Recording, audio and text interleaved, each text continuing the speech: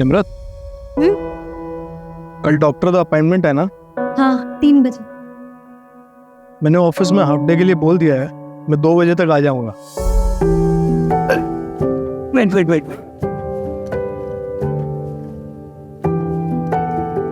मैं करता हूँ, मैं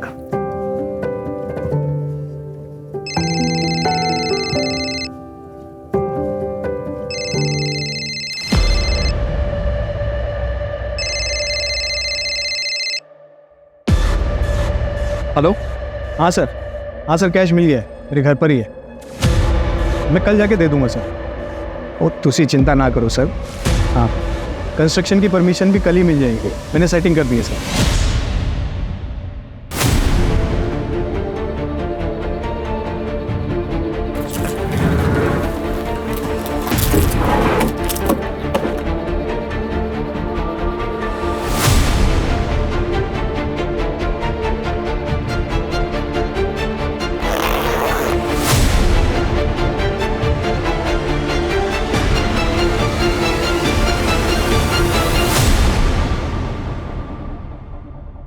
निम्रत, ये ऑफिस का है, कुछ इलीगल नहीं। इतना कैश लीगल होता ही नहीं है दर्श। मैं इनकम टैक्स ऑफिसर हूँ और तुम ये पहली बार नहीं कर रहे हो। निम्रत, कुछ करना मत, इस डील से मेरा प्रमोशन डिसाइड होगा।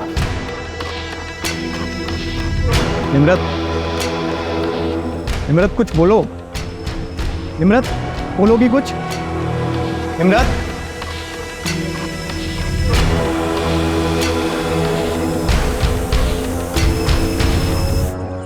अरे सुरेंद्र, जल्दी कर, ऑर्डर पहुंचने में लेट हो जाएगा। 10 इधर ही बज गए। जा छत्ती जाके गाड़ी में बैठ। रूप, ओए रूप, हाय मैडम जी। कितना लेट कर देते तुम लोग रोज। ये कैसे चलेगा ऐसे रूप? मैंने तो कह रही है कि मैंने किसी और को हायर कर लेना है। चलो छत्ती दीदी अंदर रख दो गाड़ी में। तो तू भी रखो। वो मैडम जी बहुत ज्यादा खाना था और आज ना गुड्डू भी नहीं आया पराठे बनाने के लिए। रूप, तू ना बहाने बनाना बंद कर दे, समझ रहा है? बहुत लेट हो गया। और मुझे बता, मिट्टा किधर है? मैडम रख दिखता। ठीक है। सत श्री अकाल बेबे। अरे निम्रत, अरे डिम्पी देख कौन आया है। छतिया। मैडम जी कैसी हो आप? बढ़िया, तुम कैसी हो? मैं अच्छी हूँ। अचानक से आ गई। सब चंगा तो है घर पुत्र? हाँ बेबे, सब चंगा है। वो मैटरनिटी लीव शुरू हो गई ना, तो मैंने सोचा कुछ टाइम अब आप लोगों के साथ रहूं।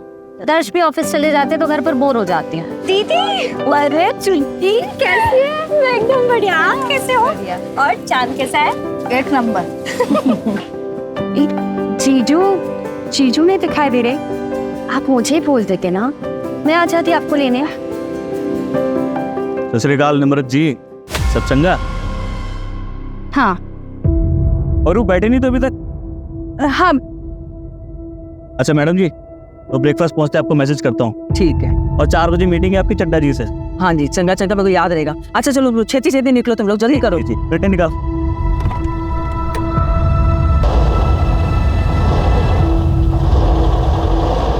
अभी तक यही रह रहा है। अरे पुत्र, दूसरा किराया ढूंढ रहे हैं, जैसे कोई मिलेगा ऐसे निकाल देंगे। तो ये सब छोड़ना, चल तू अंदर चल, आराम कर ले।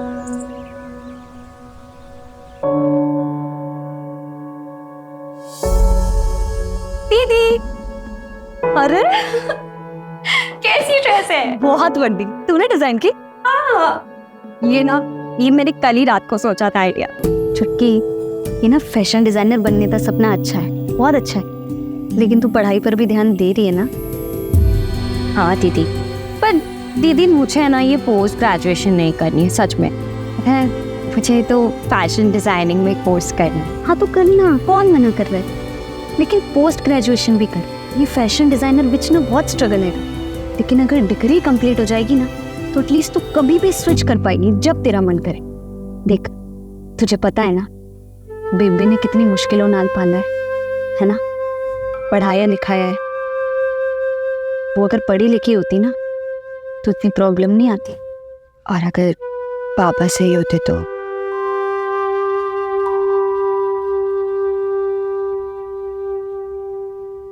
क्या बोली तू?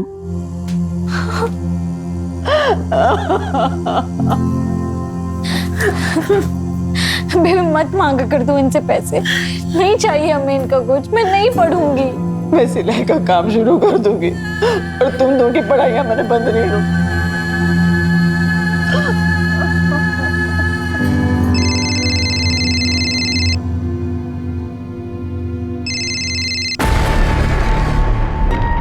दीदी क्या हुआ, जीजू नाल कोई झगड़ा हुआ है क्या? आप जीजू का फोन नहीं उठा रही? अरे नहीं, छोड़ वो सब। ये बता, तेरा वो प्रीतम वाला इशू खत्म हुआ? इशू नहीं था दीदी, बॉयफ्रेंड था मेरा, लेकिन आपके बोलने पे मैंने ब्रेकअप कर लिया। आप खुश हो ना? भी बहुत खुश हूँ। तुझे पता है ना, वो लड़का तेरे लिए अच्छा नहीं था, इसीलिए मैंने बोला। मुझे आप पर पूरा भरोसा है। पर आप ना टॉपिक मत चेंज करो। ये बताओ, जीजू के साथ सच में कोई झगड़ा हुआ है? चुटकी, बेबी, दीदी, क्या हुआ दीदी? बेबी, बेबी, कुछ नहीं, टॉपिक चेंज कर रही थी और कुछ नहीं। दीदी, ये सच में लगा मुझे।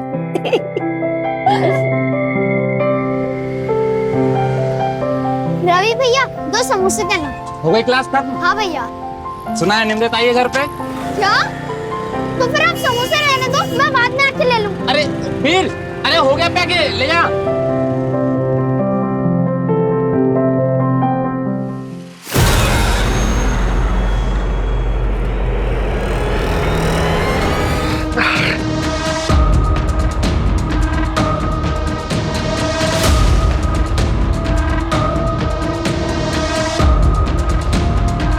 अनमोल, अनमोल बेटा बाहर आ जा।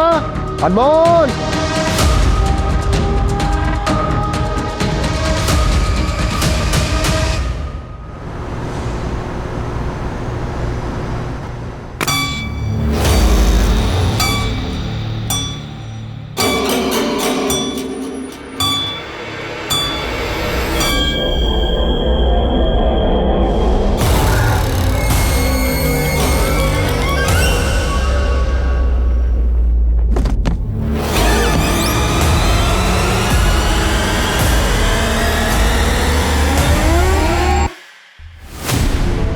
I am your husband. तुम ऐसा कैसे कर सकती हो मेरे साथ? दर्श, मैंने तुम्हें पहले भी बोला था ये सब दोबारा मत करना। मैं मदद नहीं कर पाऊंगी। ये सब करते वक्त तुम्हें जेल हो जाती तो? सोचा है तुमने? हाँ, तुम्हें ना मेरी फिक्र है ना हमारे बच्चे की। मैं जो कुछ कर रहा हूँ तुम दोनों के लिए कर रहा हूँ। तुमने जो किया ना ठीक नहीं किया।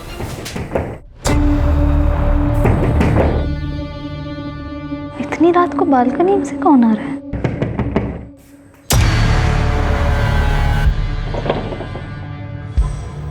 तो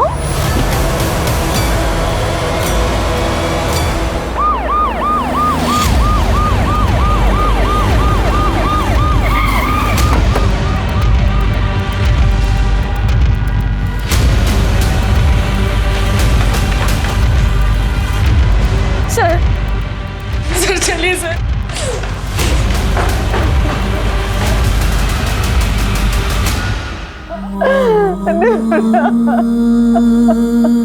जसली, सर, सांसें चल रही है। फटाफट हॉस्पिटल ले जाओ। आप लोगों ने चेक नहीं किया? मैडम जी चलिए, हम लोग भी चलते, आइए। चल।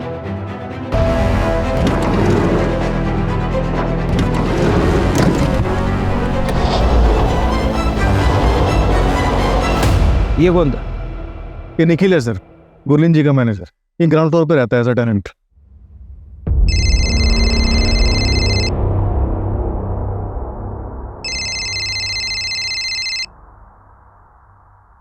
हेलो, ठीक है, मुझे बताना। सर, निम्न 10 मिनट में हॉस्पिटल पहुंच जाएगी। हॉस्पिटल वालों से बात हो गई है, वो रेडी रहेंगे। जगजीत, सबसे पहला सवाल यह है कि किलर आया कहाँ से? घर के बाहर तो कोई सीढ़ी वगैरह है नहीं, तो जाहिर सी बात है कि घर के अंदर वाली सीढ़ियों से वो आया हो। सर ये आगे की तरफ एक बालकनी है, हो सकता है वहां से आया हो। हो सकता है कि यहाँ से चढ़ के आया हो, लेकिन अगर यहाँ से आया भी है तो इस बालकनी की ऊंचाई जमीन से कम 20-22 फीट, यहाँ तक कैसे चढ़ा? शायद किसी सीढ़ी या फिर किसी रस्सी की मदद से।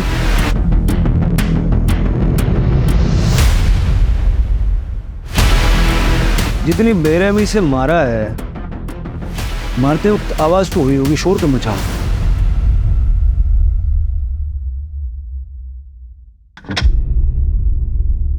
ओए वीर, अभी तक तुम रेडी नहीं हुए?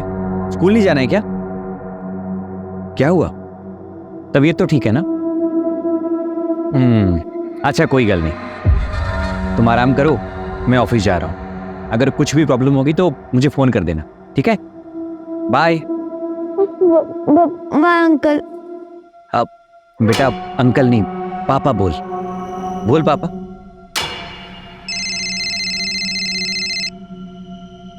हेलो।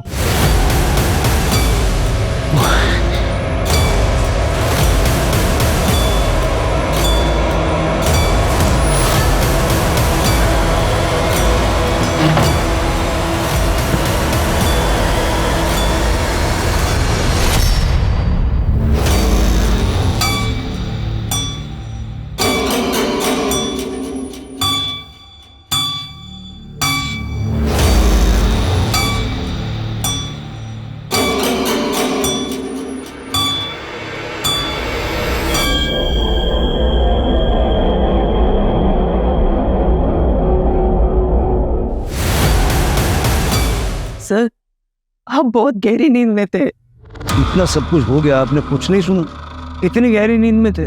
हाँ सर, कुछ समझ में नहीं आ रहा था।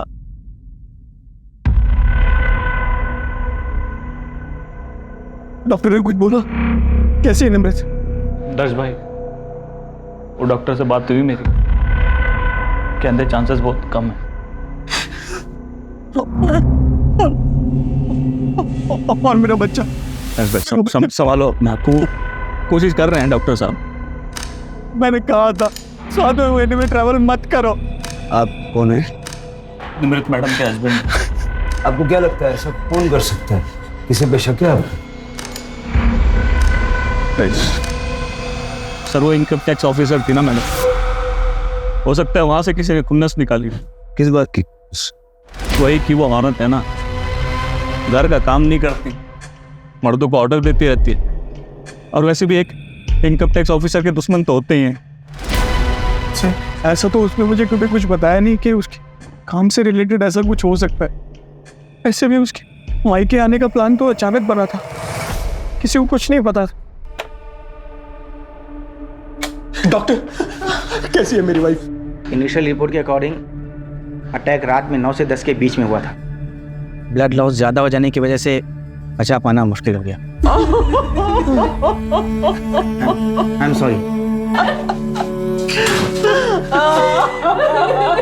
और मेरा बच्चा डॉक्टर, मेरा बच्चा?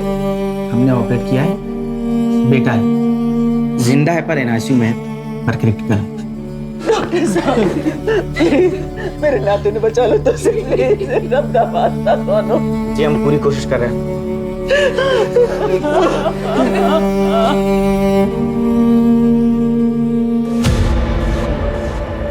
कुछ समझ में नहीं आ रहा था। एक हंच है, सारी फैमिली का ब्लड टेस्ट करो। सर,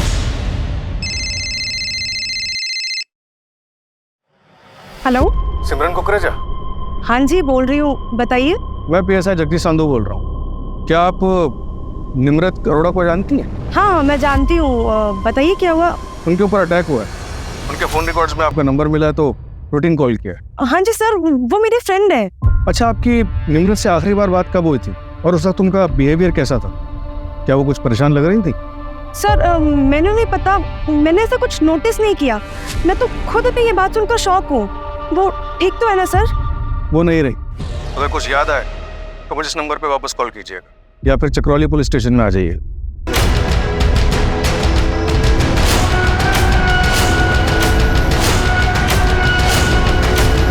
सर, निमृत के ऑफिस में बात की। परसों उसने एक रेड पड़वाई थी। कहाँ? अपने हस्बैंड दर्श अरोड़ा के ऑफिस। अपने पति के ऑफिस में? दर्श एक कंस्ट्रक्शन कंपनी में सीनियर मैनेजर की पोस्ट पर है।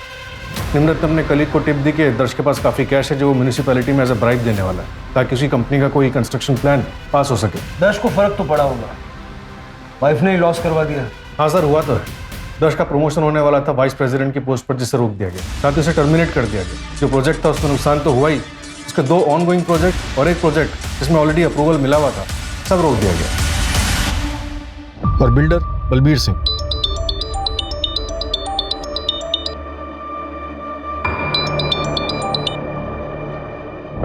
हेलो,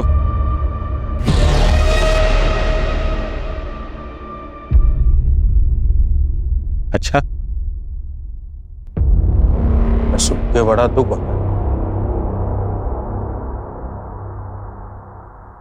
नहीं, इसका मतलब ये नहीं है कि दर्श को वापस से जॉब मिल जाएगी।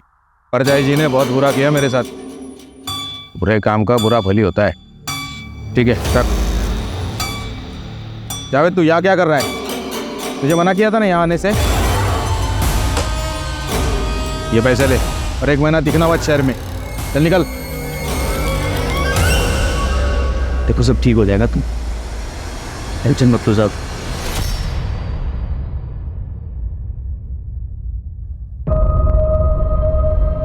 सर प्लीज आप लोग से रिक्वेस्ट है, पूछताछ थोड़ी देर बाद नहीं कर सकते? नहीं सर, मैं भी चाहती हूँ ना कि दीदी के कातिल का जल्द से जल्द पता चले। आपको किसी पर शक है? मेरी दीदी प्रेग्नेंट थी। कौन इतना बेरहम हो सकता है सर? कल रात 9 बजे आपके घर के बाहर सीसीटीवी में एक आदमी को देखा गया। हमने एरिया में पूछताछ की तो कोई उसके बारे में कुछ जानता नहीं है। जरा आप देख के बताइए, आप जानते हैं। सर ये तो पापा जी है। बाबा जी मैं की करा, मैनू तो कुछ समझ में ही नहीं आ रहा। कोई भी धंधा करता हूं उसमें नुकसान हो जाता है। बेटा कहां से लाऊं? इस औरत की कोख तो सिर्फ बेटी को ही जन्म देती है। ठीक है बाबा जी। पुत्र तो ठीक तो है ना? हाँ निमृत तो ठीक तो है ना पुत्र? हाँ चल पुत्र, चल छेती चल तू चल। उसके बाद बेबी हमें अमृतसर से भटिंडा ले आई। बेबी पढ़ी लिखी तो नहीं थी, लेकिन खाना अच्छा बना लेती थी। दीदी ने कहा कि केटरिंग का है ना बिजनेस स्टार्ट करते हैं। घर घर जाके केटरिंग का बिजनेस स्टार्ट किया। कहीं पापा जी ये केटरिंग के बिजनेस की वजह से तो यहाँ नहीं आए? तो आपके पास आपके पापा जी का कोई डिटेल्स है, मतलब अमृतसर का एड्रेस या ऐसा कुछ? मैं बहुत छोटी थी, बेबी को ही पूछना पड़ेगा।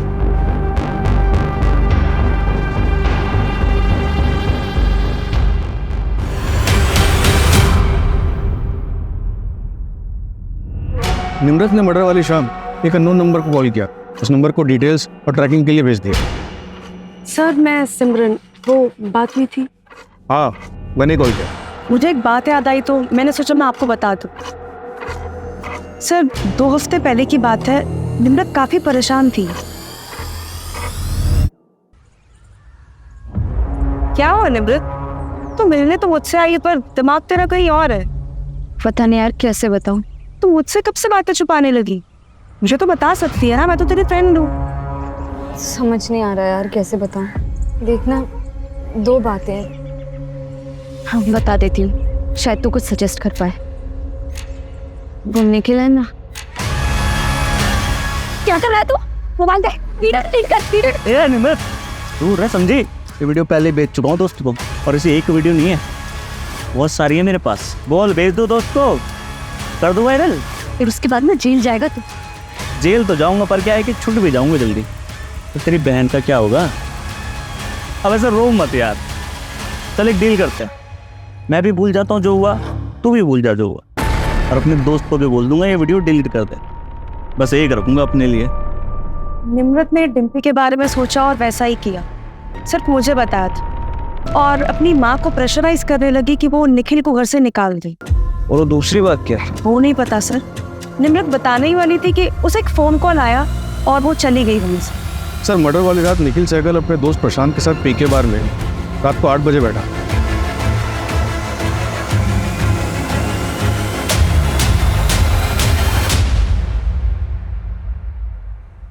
ओ यार 7 बज गए सवेरे के। चल उठ, 2 घंटे में काम पे भी निकलना है। और फिर अगली सुबह 7 बजे तक वही था। मैंने दोस्त और बार के स्टाफ सबसे कंफर्म किया। और पोस्टमार्टम के हिसाब से अटैक रात के 9 से 10 के बीच हुआ। निखिल के पास स्ट्रॉन्ग एलिबाई। आज असलीन सर फैमिली की ब्लड रिपोर्ट आ गई है। आपका हंच बिल्कुल सही था। गुरलीन और डिम्पी को नींद की गोलियां दी गई थी। पता करो हाल फिलहाल कहाँ कहाँ बिकी है ये गोली। Right sir. नींद की गोलियां किसने और कैसे दी? इनके घर में कोई कुक वगैरह है क्या? कुक तो नहीं है, लेकिन एक हाउस हेल्प है। हाँ, गुरलीन का केटरिंग का बिजनेस है। जाके जरा बात करो, पता तो चले। सर मैंने यहाँ क्यों बुलाया? निम्रत से झगड़ा हुआ था तुम्हारा। डिम्पी की वीडियो बनाई थी तुमने।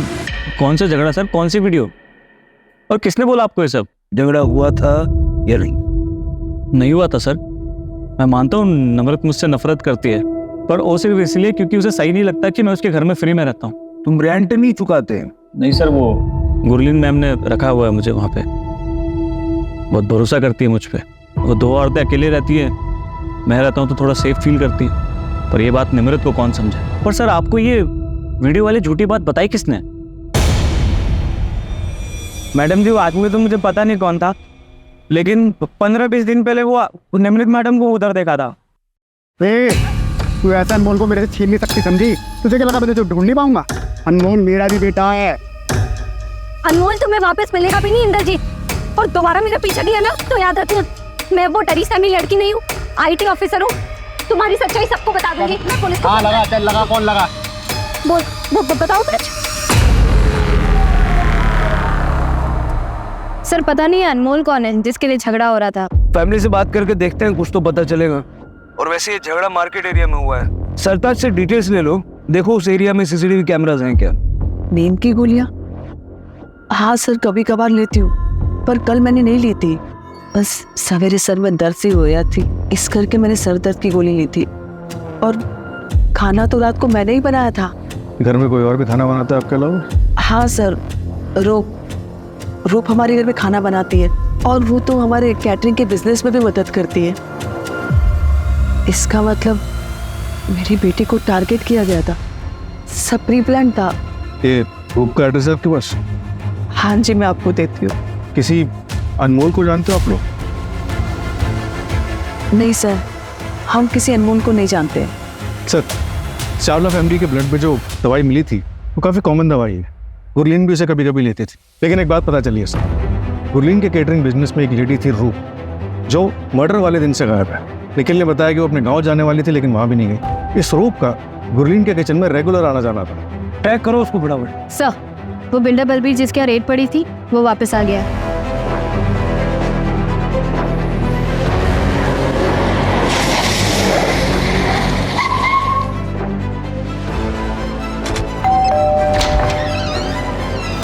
सत श्री अकाल सर जी, आइए आइए। मैं तो वेट ही कर रहा था, सोच रहा था कि आप अब तक आए क्यों नहीं पूछताछ करने।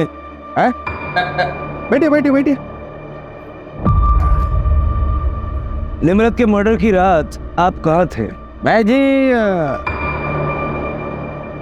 चांदनी के साथ था। चांदनी कौन? चांदनी जी मेरी गर्लफ्रेंड है जी, लेकिन बाद में घर आ गया था मैं अमावस के पास, मतलब मेरी बीवी के पास। हाँ, आप चाहो तो दोनों से पूछताछ कर सकते हो। आपकी गर्लफ्रेंड और आपकी धर्मपत्नी दोनों के कांटेक्ट नंबर दे दीजिए। वो आपने दर्द से पूछताछ की? वो पति से बदला लेने के लिए मैडम ने मुझे घसीट लिया बीच में। पति से बदला मतलब? वो दरअसल दर्श का मेरी ऑफिस की रिसेप्शनिस्ट सिमरन के साथ अफेयर चल रहा था। अरे निम्रत की फ्रेंड, तो क्या हुआ, वो निम्रत मैडम ने ऑफिस में रेड पड़वा दी। इसका असर क्या हुआ? वो दर्श को काम से निकाला गया, मतलब सिमरन से दूर। बाकी का आप देख लो। जो मैंने आपसे नंबर मांगे वो तो दीजिए पहले। हाँ लीजिए, ये चांदनी का नंबर 44। और बाकी मेरी धर्मपत्नी तो घर पे ही है। अब चाहे तो अभी बुला लेता हूँ उनको, लेकिन आप टेंशन मत लो, आप निकलिए, मैडम जी बात कर लेंगे उनसे। जी मैडम, ऐसा तो नहीं कि बलबीर सच बोल रहा है और दर्श ही बड़ा गेम खेल गया?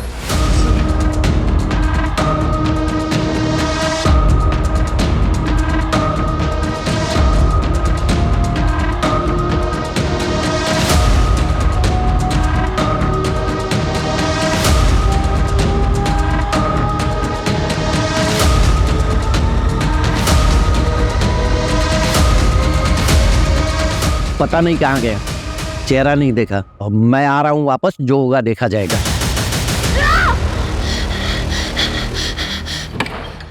ओए वीर, क्यों यार? पूरा सपना तो नहीं देख लिया?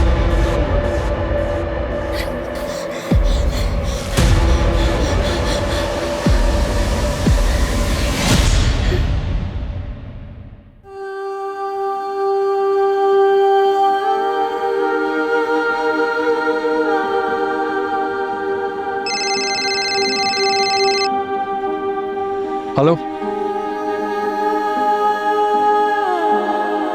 ऐसा छोड़, तू लोग M10 कि तू अचानक कैसे आ गई है? सब ठीक तो है ना तेरे और दर्श के बीच में?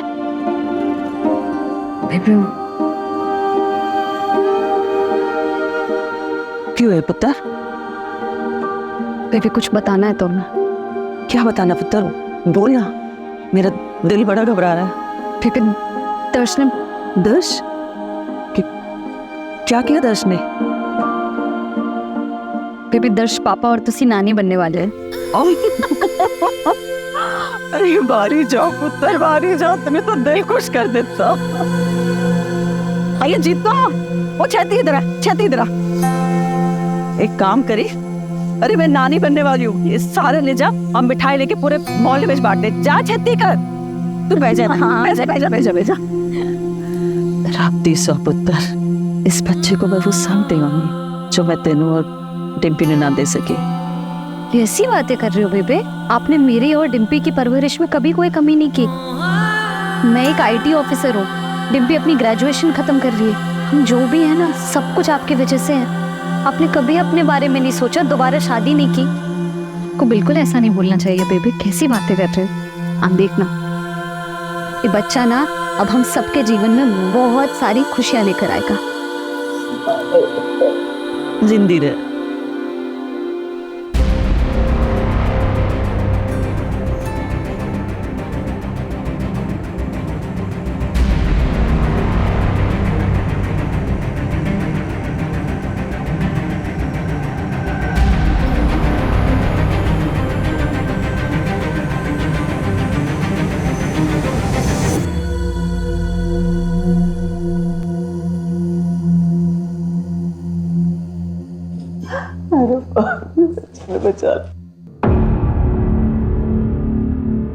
गुरलीन जी, क्या आपको लगता है कि दर्श ये सब कुछ कर सकता है?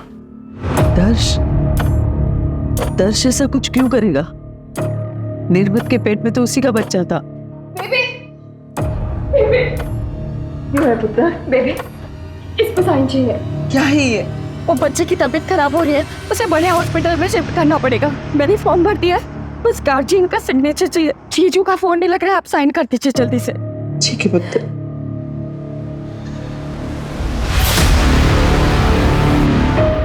सब जिस रात निमृत का मर्डर हुआ था, उसके अगले दिन 25 किलो सीमेंट और ईंट उसी लोकेलिटी से ऑर्डर किया जाएगा। किसने मंगवाया? सर कॉन्ट्रैक्टर को पता नहीं, बस वो इतना बता रहा था कि ऑर्डर करने वाली कोई लेडी। और कुछ पता नहीं चला? डिलीवरी कहाँ हुई? गुरलीन जी के घर के 2 घर छोड़ के। सर कॉन्ट्रैक्टर ये भी बता रहा था कि वो लेडी बहुत ही अजीब सा बिहेव कर रही थी और डिलीवरी भी आधी रात को करवाई गई। पर्सनली जाके चेक करो, देखो मीटर क्या है। सर अमृतसर पुलिस से बात हुई हरदीप के बारे में। उन्होंने बताया कि वो 1 महीने पहले वापस आया। उसके नेबर्स का कहना है कि उसने जो किया उसे उसका काफ़ी अफसोस था। वो अपने बीवी और बच्चों को वापस चाहता था। और शायद निम्रत ऐसा नहीं चाहती थी। उसका नंबर तो मिला है सर, ट्रैकिंग पे डलवा दो। सत श्री अकाल, मैं अरमान आहूजा, निमृत दा कॉलेज फ्रेंड। कॉलेज में निमृत के हॉस्टल के बगल में इंद्रजीत भाटी रहता था और वीर उसी के बर्थडे भरा का लड़का है। उसके भरा की डेथ के बाद इंद्रजीत ने वीर को अपने पास ही रख लिया था और बस कॉलेज में आते जाते वक्त निमृत वीर के साथ काफ़ी घुल मिल गई थी। हमारे कॉलेज के एग्ज़ाम के रिजल्ट भी आ गए थे और लगभग 1 हफ्ते बाद हम अपने घर जा रहे थे। कभी ये चाहिए, कभी वो चाहिए। निमृत जो भी सी, पहले उसको पुलिस में लेके जाना चाहिए था, कंप्लेंट करनी चाहिए थी। ऐसी किसी का भी बच्चा उठा के ले जाओगे तो क्रिमिनल बन जाओगे तुम। चलो सबसे पहले इसको पुलिस में लेके चलते हैं। पुलिस के पास नहीं ले जा सकते अरमान। अगर पुलिस स्टेशन ले जाएंगे ना तो लीगली हमें अनमोल को उसके चाचा के पास छोड़ना पड़ेगा या फिर अनाथ आश्रम। हम इस साल ब्याह कर लेंगे। हाँ फिर हम इसे अडॉप्ट कर लेंगे।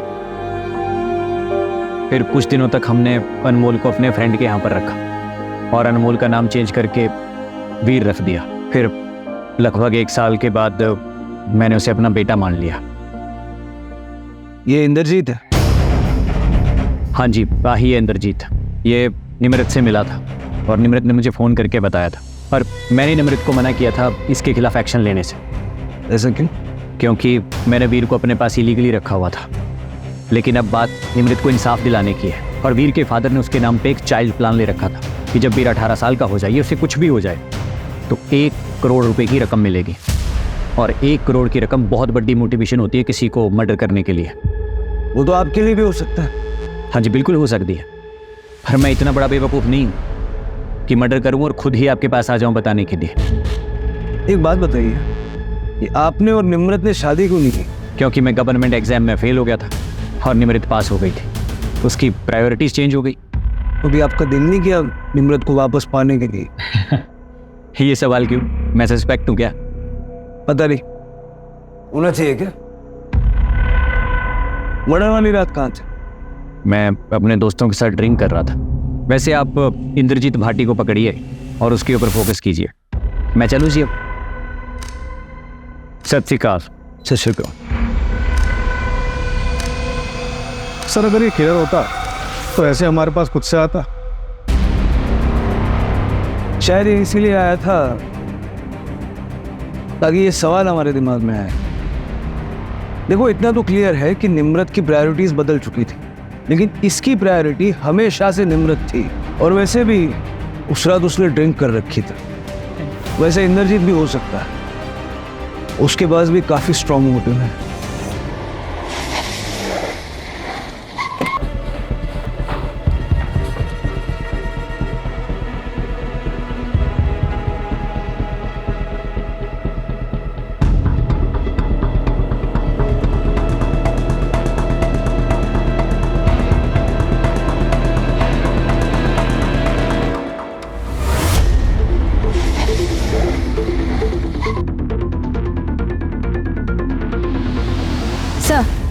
ये देखिए, ये दीवार नहीं लग रही है। हो सकता है सीमेंट और ईंट का इस्तेमाल इसी के लिए किया गया हो।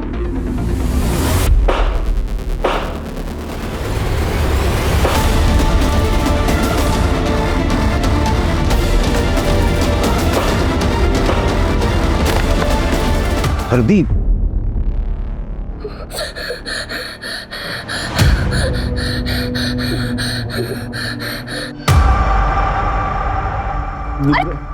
पापा जी क्या कर रहे हैं? मैंने माफ कर दे। आप उठिए, उठिए पहले। क्या कर रहे हैं आप? मैं सच में बदल गया हूँ पुत्र। सानू एक मौका दे के तो देख, फिर भी तुझे कुछ गलत लगे तो मैंने घर से निकाल दियो धक्के दे। झूठ बोल रहे हो आप पापा जी। आपको सिर्फ बेबे के पैसे और प्रॉपर्टी से ही मतलब है ना? ओ ना पुत्र ना, मैनू कुछ भी ना चाहिए। मैनू तो मुझे अपना खोया हुआ परिवार चाहिए पुत्र, जो मेरे गुनाहों के चलते मेरे से खो गया था। इधर क्या कर रहे होते? वो ये कौन है पुत्र? बड़ा सोहा मुंडा। वो क्या नाम है तेरा पुत्र? मैं निमृत दा प्यो। क्या? हरदीप की लाश? ये क्या हो रहा है हमारे साथ? ये कौन कर रहा है? क्यों कर रहा है? हाय रब्बा, किसकी नजर लग गई हमारे घर को? मुझे नहीं जाना। मुझे नहीं जाना। मुझे नहीं जाना। मुझे डर लग रहा है। देखो बेटा, डरते नहीं, मैं हूं ना तुम्हारे साथ। और निमृत दीदी भले ही हमारे पास ना, लेकिन हमारे साथ ही है। डरते नहीं। नहीं जाना मुझे, मैं नहीं जाऊंगा। सर एक रूप मिल गई है, स्टेशन के पास एक लॉज में छुपी हुई थी, और दर्श का कुछ पता चला। दर्श और सिमरन भागे हुए हैं, उनको ट्रैकिंग में डाल रखा है।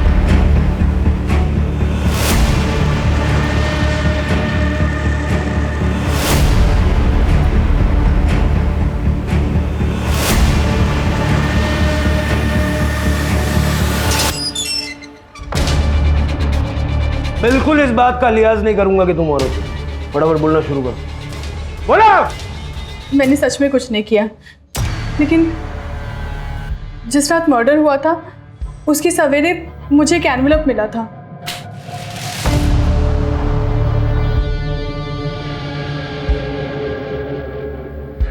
मैं मैडम जी के गले से चोरी करती थी।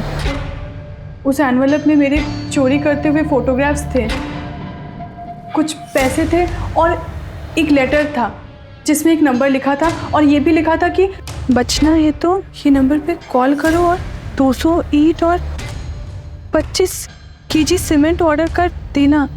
डिलीवरी रात को होनी चाहिए उस गुरलीन के घर से 2 घर छोड़कर। सब मैं बहुत डर गई थी तो मैंने ऑर्डर कर दिया। तो तुम नहीं जानती कि वो चिट्ठी तुम्हें किसने लिखी थी? सब मुझे सच में नहीं पता। चिट्ठी गए वो मेरे घर पे। सर, तो आपके घर से ये लेटर लाई है।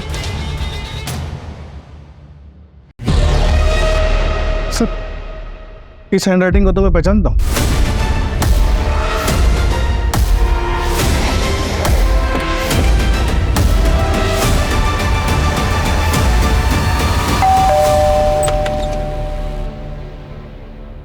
वीर से बात हो सकती है? बेटा, उस दिन निम्रत आंटी के घर में किसी को देख के आप डर गए थे। तुम जानते हो कि निम्रत आंटी के साथ किसने बुरा किया है? देखो वीर, डरने की बिल्कुल जरूरत नहीं है। अगर तुम बताओगे ना तो हम उसको सीधा जेल में डाल देंगे और फिर वो कभी किसी का नुकसान नहीं कर पाएंगे। निम्रत आंटी ने तुम्हारी हेल्प की थी कि नहीं? तो तुम्हें भी उनकी मदद करनी चाहिए ना।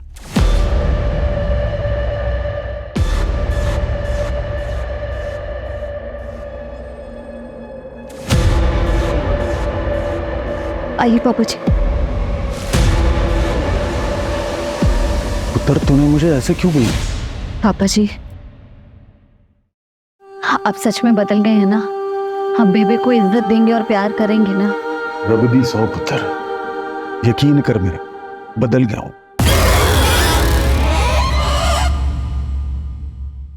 और तेरी किस्मत बड़ी चंगी है हमारी।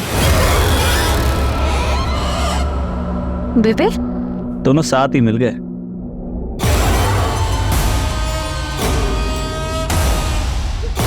पापा जी भागो, पापा जी!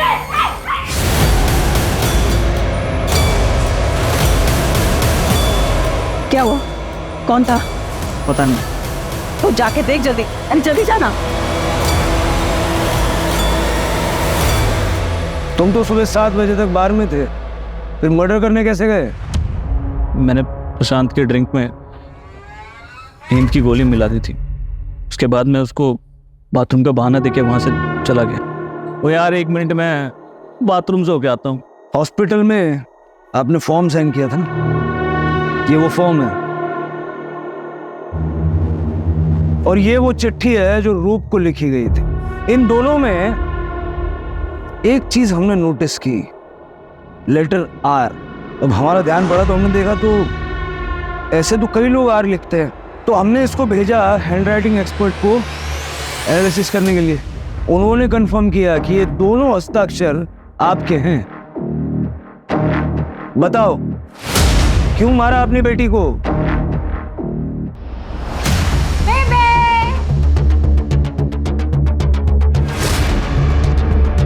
हम दोनों एक दूसरे से बहुत प्यार करते हैं और वैसे भी उम्र में छोटा है तो हम ब्याह नहीं कर सकते, वरना डिम्पी की शादी में बहुत खलक पै जानी है। डिम्पी पर बुरी नजर है उसकी। उसने वीडियो निकाला था डिम्पी का, पता है? मैंने खुद पकड़ा था उसे। उसने मुझे सब कुछ बता देता है, कुछ नहीं छुपा मेरे को। दीदी, आप न हर बात पर बीच में मत आया करो। हाँ, बेबी पहली बार अपनी खुशियों के बारे में सोच रही है और आपने मेरा तो ब्रेकअप करवा दिया मेरी बॉयफ्रेंड से, उसे उसके घर में रेड की धमकी देकर। और अब क्या चाहती हूँ कि बेबे भी खुश ना रहे? जिंदगी भर अपने बच्चों के लिए कुर्बानियां देती नहीं, पहली बार मैंने अपनी खुशी के लिए सोचा तो वो भी निम्रत से बर्दाश्त ना हुआ। आपके साथ जो हुआ वो बुरा हुआ, लेकिन अपनी ही बेटी को मार के फिर आप इस तरह से विक्टिम कार्ड नहीं खेल सकते। कहने के लिए निम्रत के पास पति था, माँ थी, बहन और एक सच्ची दोस्त भी थी,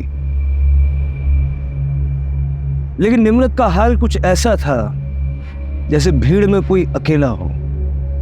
उसे ये खबर नहीं थी कि उसका पति उसकी पीठ पीछे उसी की बेस्ट फ्रेंड के साथ अफेयर कर रहा था। उसे इस बात की भनक भी नहीं थी कि उसकी माँ और बहन जिस पे वो इतना भरोसा करती है वो उसकी पीठ पीछे उसकी कब्र खोद रहे। मेरे करियर में ये पहली बार था कि हम अपने ही डिपार्टमेंट के अपने ही साथी की इन्वेस्टिगेशन का सच पता कर रहे थे। दीप्ति, हरिओम की फाइल लेकर आना।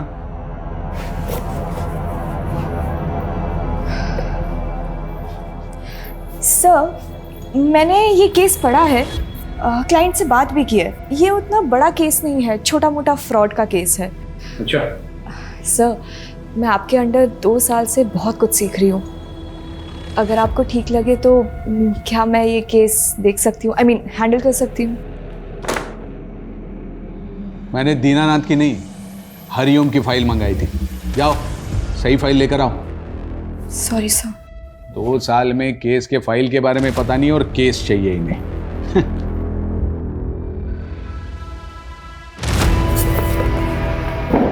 लॉ की पढ़ाई का ना कोई काम ही नहीं है, बस टाइपिंग करना आना चाहिए तुम्हें, और क्या। इसी के तो पैसे कमा रही हूँ, है ना। मैं इस इंसान को ना मैं छोड़ूंगी नहीं। देखना, इसको अगर छोड़ दिया ना, मेरा भी नाम दीप्ति नहीं है, बताती हूँ मैं इसको। अरे दीप्ति बेटा, इतना गुस्सा लैपटॉप पे? गुस्सा ना पापा मैं अपने सीनियर्स पे निकालूंगी। दीनानाथ की फाइलें मंगवाई थी उसने, पर एंड मौके में मुझे नीचा दिखाने के लिए झूठ बोल दिया। 2 साल से पापा, 2 साल से असिस्टेंट के नाम पे टाइपिस्ट बना के रखा है मुझे। अरे बेटा, मैं तो कहती हूँ कि ऐसी नौकरी को लात मार दो। और वैसे भी शादी के बाद कौन सा तुम्हें नौकरी करना है, घर पे ही तो रहना है। मम्मा। हाँ, जैसे ये आपके साहबजादे पूरा दिन घर में पड़े पड़े मोबाइल से दुश्मनी निकालते हैं। अरे आप घूम फिर के हमारे पीछे क्यों पड़ जाते हैं? पापा, हमारे पास ना एक बहुत बढ़िया बिजनेस प्लान है, बस एक बार फाइनेंसर मिल जाए। कुल 5 लाख रुपए की जरूरत है। अरे एक ख्याली पुलाव से बाहर निकलो और कुछ काम धंधा करो, समझ में आया? आप लेकिन इसके साथ हमेशा ऐसे क्यों करते हैं? हाँ, जब देखो इसके पीछे पड़ जाते हैं। अरे बेटा, छोड़ना क्यों? कहीं और जाओगी तो फिर से शुरुआत करनी पड़ेगी, हैं? यहीं टिकी रहो, आखिर कुछ सीख ही रही हो ना, कुछ जा तो नहीं रहा है आपका।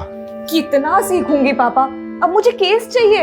अरे केस भी मिलेगा, एक दिन इतना केस मिलेगा कि रातों रात तुम्हारा नाम होगा। जज, वकील, क्लाइंट सब तुम्हारे आगे पीछे होंगे। तब ना पापा, मैं सत्यनारायण को अपना असिस्टेंट बना के बहुत सुनाऊंगी। बिल्कुल सुनाना, मगर ये ऐसा उदास चेहरा अच्छा नहीं लगता है। एक बार फिर से मुस्कुरा दे मेरा बेटा। मेरा बेटा। मैडम जी, ये देखिए कितना प्यारा कलर है। एक मिनट मैडम। हेलो, अरे ज्ञान भाई साहब, नमस्कार। कैसे याद किया? ये बताने के लिए फोन किया था कि संडे हमें शोरूम चलना है। शोरूम? किस लिए? अभी शादी में जो आप हमें गाड़ी देंगे उसकी बुकिंग नहीं मिल रही थी, तो मेरे एक दोस्त ने जुगाड़ लगाया है, अपना काम हो जाएगा। पर भाई साहब, गाड़ी की तो कोई बात ही नहीं हुई थी। अरे तो शादी भी तो कहाँ हुई है अभी तक, अभी बात कर लेते हैं। वैसे भी हमने कौन सा हेलीकॉप्टर मांगा है आपसे? पापा, इस सब की क्या जरूरत है? आप क्यों बेकार में उन लोगों को? तू चुप बैठ एकदम। एक तो लड़की तुझे पसंद है, इसलिए अलग जाति में शादी करने के लिए हम तैयार हो गए। अब इन्हें भी तो कुछ करना ही पड़ेगा ना। भाई साहब, इतनी महंगी गाड़ी हम कहाँ से देंगे? भाई साहब, हम गरीब आदमी हैं। अभी आप देख लीजिएगा, मुझे तो कार चाहिए, बाकी आपकी मर्जी। मर्जी नहीं, जबरदस्ती है ये। नहीं करनी है मुझे ये शादी पापा, आप प्लीज उन लोगों को जाके बता दीजिए। देखो बेटा, जिद नहीं करते हैं, फिर शादी ब्याह में तो लेन देन चलता ही है ना। सौरभ कितना अच्छा लड़का है और तुम पसंद भी करती हो। पापा, आपसे हमारे बिजनेस के लिए 5 लाख रुपए नहीं हो रहे और दी को 20 लाख रुपए की गाड़ी दे रहे हैं। हाँ, क्योंकि ये तुम्हारी तरह बिस्तर पे पड़े पड़े ख्याली पुलाव नहीं पकाती है। पापा, फाइनल है, मुझे ये शादी नहीं करनी। आप उन्हें जाके बता दीजिए प्लीज। देखो बेटा, जिद नहीं करते हैं। अब अपने पापा को देखो, पूरे जीवन भर साड़ी की दुकान में सेल्समैनी की, क्योंकि मेरा बेटा अच्छे घर जाए, हमेशा खुश रहे। पापा, मुझे ऐसी कोई खुशी नहीं चाहिए जो आपको तकलीफ दे।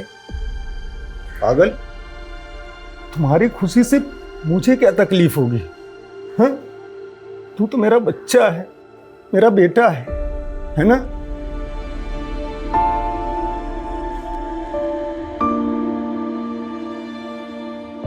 डॉक्टर 6 साल हो गए हमारी शादी को, और 1 साल से तो आपके चक्कर काट रहे हैं, फिर भी बच्चा नहीं हुआ।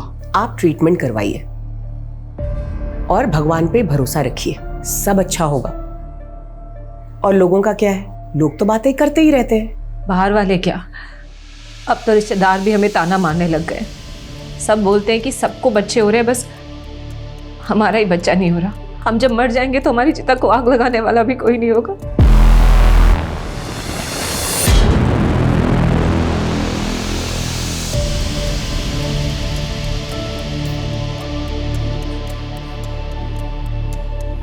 सुनिए, आपको डॉक्टर स्मिता ने जवाब नहीं दिया ना? देंगे भी कैसे? जिसका इलाज उसके हाथ में है, उसमें डॉक्टर कर भी क्या सकता है? अगर आप दोनों को भगवान में आस्था है तो मैं आपकी मदद कर सकती हूँ। पहले भी बहुत लोगों की कर चुकी हूँ। कैसी मदद? आप लोगों को बच्चा ही चाहिए ना? चारों तरफ भय का माहौल है। लखनऊ में जनता सड़क ही नहीं घर में भी असुरक्षित है। पता नहीं कब कहां से आकर वो हत्यारा उन्हें अपना शिकार बना ले।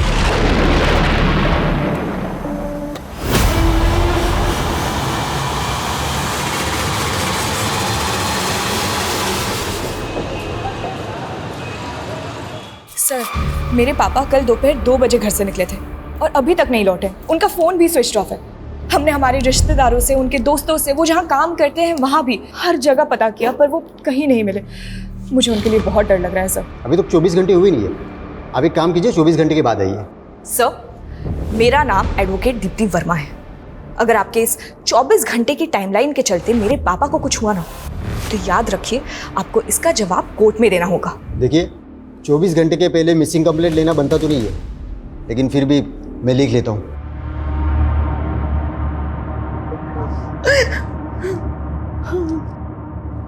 देखिए, आप घबराइए मत, अवतार भाई सब जल्दी आ जाएंगे।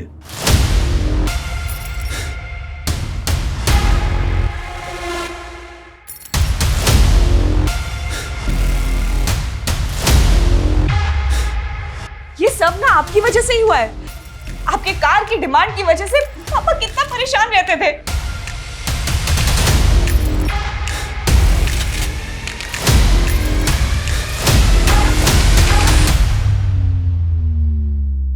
इस लड़के से शादी करना चाहता था, इसे बोलने की तमीज भी नहीं है।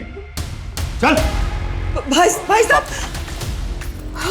तलाशी लो, पूरे घर की तलाशी लो।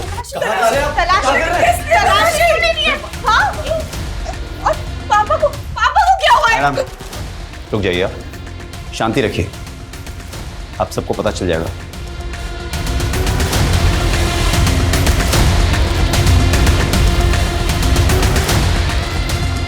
सर, ये गोल्ड और बेल्ट लगा पैसा और घड़ी मिली सर। एविडेंस को सील करो और इसे वापस जीप में डालो। सर, क्या चल रहा है? वो लखनऊ में इनोसेंट लोगों को मारकर लूटपाट कर रहा है। वो सीरियल किलर, करेक्ट, और वो सीरियल किलर कोई और नहीं, आपके पापा है। कुछ भी बोल रहे हैं आप। मेरे पापा एक शरीफ सीधे साधे इंसान ने 7 मर्डर खुद कबूल किए हैं। पिछले साल अलीगंज में एटीएम किलिंग से लेकर ये जो एविडेंस मिले हैं इसी केस के हैं, जो आपके घर से बरामद हुए। मेरे पति ऐसा नहीं कर सकते। आपको कोई गलतफहमी हुई है। सर, आपको कोई मेरे पापा को ऐसे नहीं लेके जा सकते।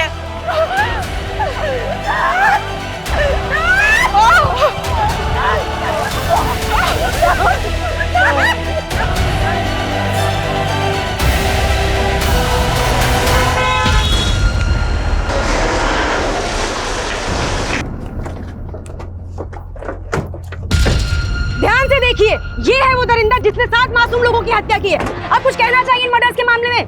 क्या आपको कभी किसी पर तरस नहीं आया? जवाब दीजिए, कुछ तो जवाब देकर जाइए। अवतार जी, आपको जवाब देने का जवाब दीजिए। ध्यान से देखिए, सारी की दुकान में काम करने वाला इतना साधारण सा दिखने वाला आदमी 7 मासूम लोगों का हत्यारा है। मेरे पापा जो किसी से ऊंची आवाज में बात तक नहीं करते, आपने उन्हें सीरियल किलर बना दिया। बनाया नहीं है, उन्होंने अपना जुर्म खुद कबूल किया है और खुद सबूत भी बरामद करवाया है। कबूल नहीं किया, करवाया गया है, टॉर्चर करके। सब प्लीज आप। दीप्ति, मैंने ये केस बारीकी से पढ़ा है। सारे सबूत तुम्हारे पापा के खिलाफ है और उन्होंने कन्फेशन भी दिया है। कोई चांस नहीं है। सब मेरी बात सुनिए, ये पूरा केस ही झूठा है। यहाँ पुलिस फाउल प्ले का। मैं ये केस नहीं लड़ सकता, सॉरी। सब बट मेरी। मैडम जी, मैं समझ सकता हूं बड़ा मुश्किल है ये कि पुलिस को पिछले 1 साल से जिस सीरियल किलर की तलाश थी वो कोई और नहीं बल्कि आपके पापा हैं। नहीं है मेरे पापा किलर। मैं कोर्ट जाऊंगी और इस बात को साबित करूंगी, पर हार नहीं मानूंगी। जरूर जाइए दीप्ति जी, ये आपका हक है, पर एक बात याद रखिएगा, कोर्ट में भी ये बात साबित होगी कि 7 लोगों को मारने वाला कोई और नहीं बल्कि आपके पापा हैं।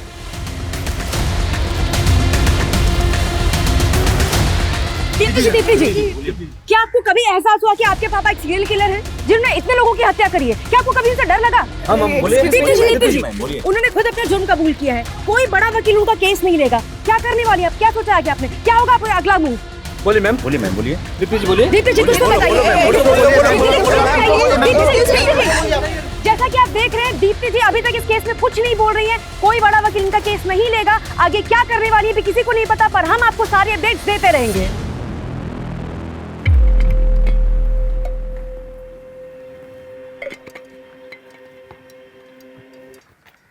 योर ऑनर, पुलिस ने मेरे पिता अवतार वर्मा को 8 अगस्त 2022 को किडनैप किया, टॉर्चर किया और जबरदस्ती उनसे वो जुर्म कबूल करवाए जो उन्होंने किए ही नहीं थे।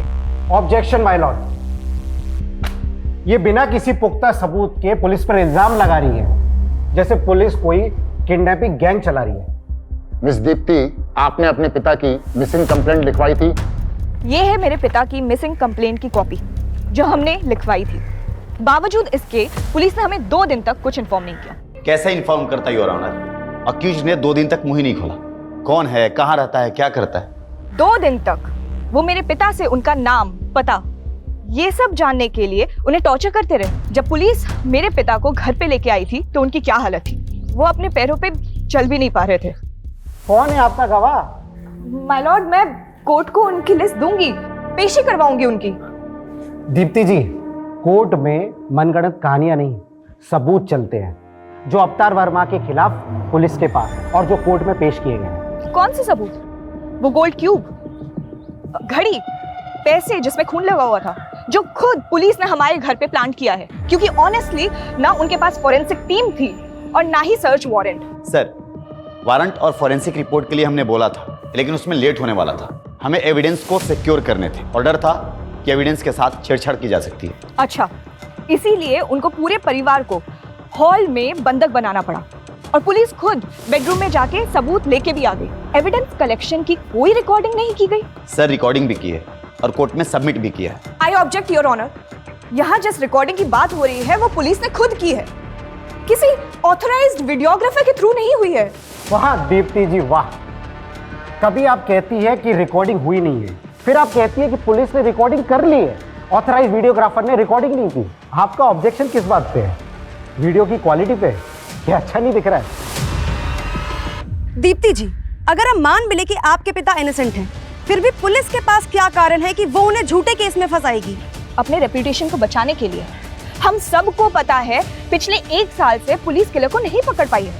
फिर अचानक एक दिन उन्होंने मेरे पापा को पकड़ा और जेल में डाल दिया, जबकि एक्चुअली सीरियल किलर अभी तक बाहर घूम रहा है। 7 लोगों का मर्डर हुआ है। सच का जानना जरूरी है, जो पुलिस इन्वेस्टिगेशन में सामने नहीं आ पाया है। ये कोर्ट ऑर्डर देती है कि इस केस की जांच क्राइम ब्रांच से करवाई जाए ताकि सच जनता के सामने आ सके। Court dismissed. पुलिस की साख जो पहले से दांव पर थी, कोर्ट के फैसले से उसे बड़ा झटका लगा है। सीरियल किलर केस जांच में गड़बड़ी के आरोप के बाद केस क्राइम ब्रांच को सौंप दिया गया है, इस उम्मीद के साथ कि सच सामने आएगा।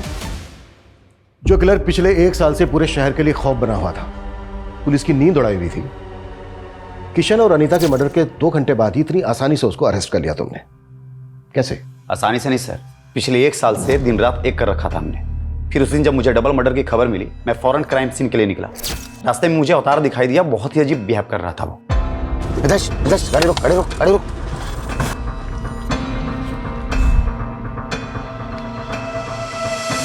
उसके कपड़ों पर खून लगा हुआ था हम उसे पूछताछ के लिए पुलिस स्टेशन ले गए, जहां उसने कबूल किया कि मर्डर्स उसने ही किए और उसने मुझे यह भी बताया कि मर्डर वेपन कहां छुपाए हुए हैं। उसके बाद उसने इसके पहले 5 मर्डर भी एक के बाद एक कबूल किए। पहला देशराज, दूसरा फौजिया और उसकी बहू शिबा, चौथा किरण और 5वां ओमका। फिर उसके बाद हमने उसके घर की तलाशी ली, जहां और भी सबूत मिले। सर, हमने जब इन केसेस के सबूत और गवाहों को क्रॉस वेरीफाई किया तो सब मैच कर रहे थे। किशन और अनीता के घर से जो लूट हुई थी वो सारा सामान मिला? उसने सिर्फ ये बताया कि उसने गहने चुराए थे, तो वो भी भागते वक्त कहीं रास्ते में गिर गए। पर उनके घर से तो अच्छी खासी लूट हुई थी और उसने सिर्फ गहने कबूल किए और तुमने बड़ी आसानी से उस पर यकीन कर लिया। उसने बाकी की चोरी कबूल नहीं की, लेकिन 7 मर्डर्स कबूल कर लिए। सर, उसने जो मुझे बताया मैं आपको वही बता रहा हूँ। मतलब ना तुम्हारे पास कोई पुख्ता सबूत है, ना गवाह, ना मर्डर्स का और ना ही अफ्तार की गिरफ्तारी का। सर, आप मुझ पे शक कर रहे हैं? शक नहीं कर रहा हूं, फैक्ट बता रहा हूं। फैक्ट। जैसे 2 दिन तक अफ्तार तुम्हारी कस्टडी में था, लेकिन तुमने उसकी फैमिली तक को नहीं बताया। सर, हमने कोर्ट को बताया था कि उसने अपनी पहचान को छुपाने के लिए 2 दिन तक मुंह नहीं खोला। तो फिर तुमने टॉर्चर करके उसका मुंह खुलवाया। आप भी पुलिस डिपार्टमेंट से हैं, जानते होंगे 7 मर्डर करने वाला क्रिमिनल प्यार से तो मुंह खोलेगा नहीं। तो कुल मिलाकर तुम ये एक्सेप्ट कर रहे हो कि उसने कबूल किया नहीं, तुमने उससे कबूल करवाया। सर, इस केस के फाइल आपके पास है, आप देख सकते हैं। अरविंद, आखिरी बार पूछ रहा हूं, इन्वेस्टिगेशन में कोई गड़बड़ी हुई है, कोई फॉल्ट प्ले? नो सर, अवतार ही वो सीरियल किलर है जिसे हम पिछले 1 साल से तलाश कर रहे थे, जो बहुत मुश्किल से पकड़ा गया है। सर, मैं तो अपनी बेटी दीप्ति की शादी के लिए पैसों का इंतजाम ना हो पाने की वजह से परेशान था। अरे भाई साहब, ये पुराना सोना है, मेरी मजबूरी है, इसलिए हम इसको बेच रहे हैं। अगर थोड़ा बहुत और ज्यादा हो जाए तो देख लीजिए आप। नहीं, इससे ज्यादा नहीं हो सकता। सर, मैं भाग नहीं रहा था, मैं तो परेशान होकर रोड के किनारे बैठा था, तभी इंस्पेक्टर साहब की गाड़ी वहां पे रुकी। हेलो, यहाँ क्या कर रहा है? कुछ नहीं साहब, वो थक गए थे तो बैठ गए यहाँ पे। घर किधर है तुम्हारा? साहब, यहीं पास में है आगे। चल बैठ गाड़ी में, मैं भी उधर ही जा रहा हूँ, छोड़ देता हूँ तुम। पीआई अरविंद का कहना है कि जब उन्होंने आपको पकड़ा तो आपके कपड़ों पर खून लगा था। किशन और अनीता के खून से सने वो कपड़े उन्होंने हमें दिए हैं, तो फिर वो खून कहां से आया? सर, ये तो हमें नहीं मालूम सर। वो मुझे पकड़ के थाने ले गए और वहाँ उन्होंने हमारे सारे कपड़े उतरवा दिए और साहब 2 दिन तक हमारे साथ मारपीट करते रहे। बोले कि मैं जो कहता हूँ वो कबूल करो। चल अगर मैं कबूल नहीं करता तो सच में वो मुझे जान से मार देते साहब। किशन और अनीता के मर्डर के अलावा आपने 5 और मर्डर कन्फेस किए। ये तो मुझे पता भी नहीं था साहब, वो जहाँ बोलते गए मैं साइन करता गया। मुझे नहीं पता था कि वो मुझे सीरियल किलर बना देंगे साहब। और फिर वहाँ से वो मुझे मेरे घर ले गए, रुपए निकाल के लाए और साहब मुझे झूठे केस में फंसा दिया। लेकिन वैसे क्यों फंसाएंगे? उनकी कोई दुश्मनी है आपके साथ? साहब, मेरी किसी से दुश्मनी क्यों होगी? मैं तो एक साड़ी की दुकान में मामूली सा सेल्समैन हूँ। मैंने जीवन में कभी चूहे नहीं मारे और मैं 7 खून क्यों करूँगा साहब? मैं क्यों करूँगा 7 खून? मेरी वजह से मेरी बेटी की शादी टूट गई साहब। इससे ज्यादा बुरा क्या होगा साहब? इससे ज्यादा मेरे लिए और क्या बुरा होगा? घबराइए मत, अगर आप सचमुच निर्दोष हैं कुछ नहीं होगा आपके साथ, हम बारीकी से जांच करेंगे। एक तरफ तुम कह रही हो कि तुमने ठीक से कुछ देखा नहीं, अंधेरा था, ऐसा था वैसा था, इसके बावजूद तुमने पुलिस को बयान दे दिया कि तुमने अफ्तार को किरण का मर्डर करके उसके घर से भागते हुए देखा। क्यों? सर, मैंने उसे मर्डर करते हुए नहीं देखा था, मैंने बस किसी को भागते हुए देखा था। और ये बात मैंने जब किरण का मर्डर हुआ तब पुलिस को बताई थी। उन्होंने मुझे एक फ़ोटो दिखाई और बताया कि तुमने जिस आदमी को देखा वो यही था। मुझे लगा अच्छा है पकड़ा गया। तुमने अपने भाई के किलर को देखा था? जी सर। ये वो हो सकता है सर, क्योंकि उस दिन मैं दुकान बंद कर रहा था और भैया गलियों में आगे निकल गए थे। और जैसे मैंने उनकी चीखें सुनी, पीछे मुड़ के देखा तो एक आदमी भागता हुआ जा रहा था। भैया भैया क्या हुआ भैया? ये घड़ी तुम्हारे भाई की है? हाँ सर। पक्का है इसमें भी डाउट है? ऐसी दिखती थी शायद सर। शायद। ये गोल्ड क्यूब तुमने बनाई है? हाँ नहीं मतलब मैं ज्वेलर हूँ तो ये तो काम है सर मेरा। गोल्ड क्यूब बनाने का? हाँ गोल्ड का मतलब गहने। विकास ऐसे नहीं बोले गए, इसकी भी क्यूब बनानी पड़ेगी। अरे नहीं सर, मैं बताता हूँ। ये मैंने ही बनाई थी सर। किसके कहने पर? वो याद नहीं है सर। अच्छे से याद करके बता। इसके कहने पर? नहीं। इसके कहने पर नहीं तो किसके कहने पर बनाएंगे? और फिर झूठा बयान कर दिया पुलिस को कि इसके कहने पर बनाइए। अरे सर ये क्यों पुलिस ने ही बनवाई थी सर, और झूठा बयान भी पुलिस ने ही दिलवाया था। चल क्या हो गया सर? चल बता। अरे सर मैंने कुछ नहीं किया सर। अरे समझो सर बात को सर। मेरे करियर में यह पहली बार था कि हम अपने ही डिपार्टमेंट के अपने ही साथी की इन्वेस्टिगेशन का सच पता कर रहे थे, लेकिन लगातार पड़ला अवतार की तरफ झुकता जा रहा था। बावजूद इसके जांच में अभी तक सब कुछ 50-50 था।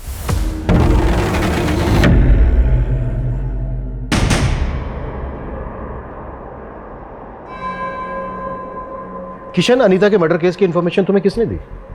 ऑफिशियल या फिर कोई पर्सनल सोर्स था? उससे क्या फर्क पड़ता है सर? बताता हूं।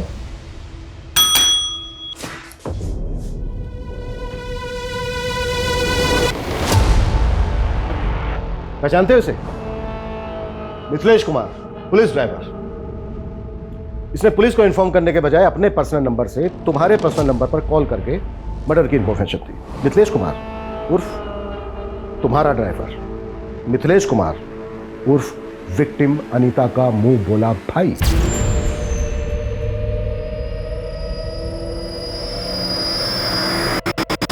हाँ तो इसे डायरेक्ट पता चला और इसने मुझे डायरेक्ट कॉल किया, तो इसमें क्या हो गया? हुआ ये कि क्राइम सीरियल किलर की तरह किया गया, और अगर ये उसी ने किया है तो वो एक बार फिर तुम्हारे हाथ से निकल गए। तुमने ये भी जानने की कोशिश नहीं की कि किसी ने सीरियल किलर की कॉपी करके फायदा उठाने की कोशिश तो नहीं की। तुमने बस आनन फानन में अवतार को उठाया और एक डबल मर्डर केस को सीरियल किलर केस से जोड़ दिया, सिर्फ इसलिए कि पिछले 1 साल से सीरियल किलर की हड्डी जो तुम्हारे गले में अटकी थी किसी ना किसी तरह से वो निकल जाए, बस। सर ऐसा कुछ भी नहीं। अच्छा एक बात बताओ, देशराज मर्डर केस में जो सीसीटीवी फुटेज है उसमें किलर का चेहरा नहीं दिख रहा, फिर तुमने ये कैसे डिसाइड कर लिया कि वो अवतार है?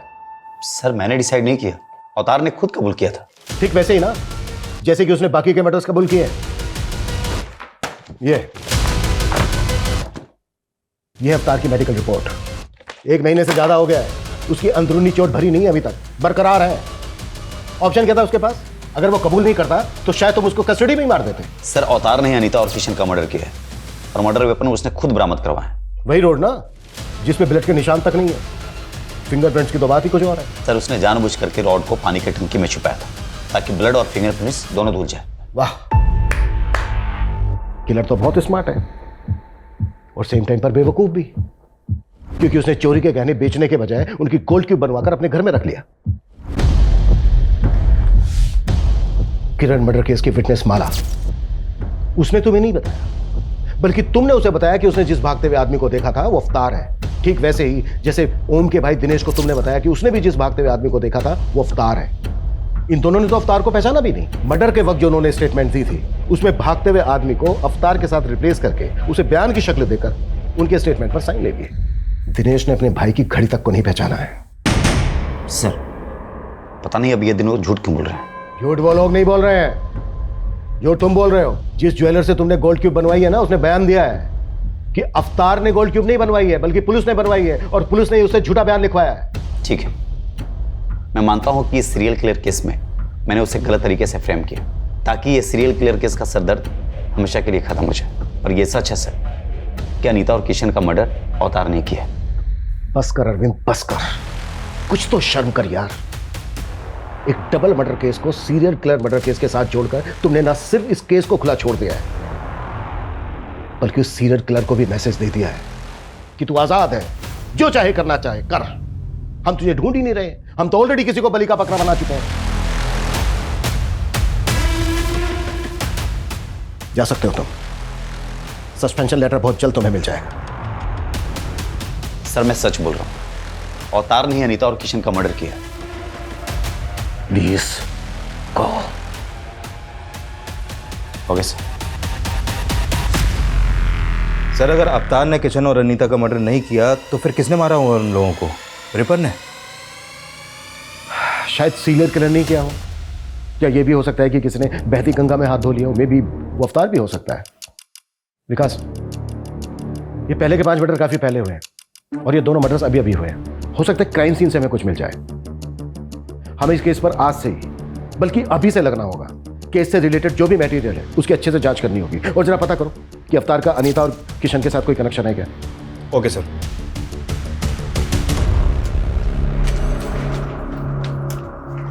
गर्मा गर्म पकौड़े।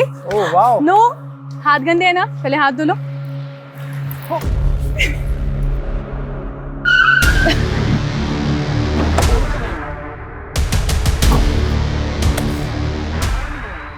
ये तो किशन और अनीता का घर है, तुम लोग क्या कर रहे हो यहाँ पे? उनका घर था, अब ये हमारा घर है और हमसे ही पूछ रहे हैं हमारे घर में कि हम कौन है।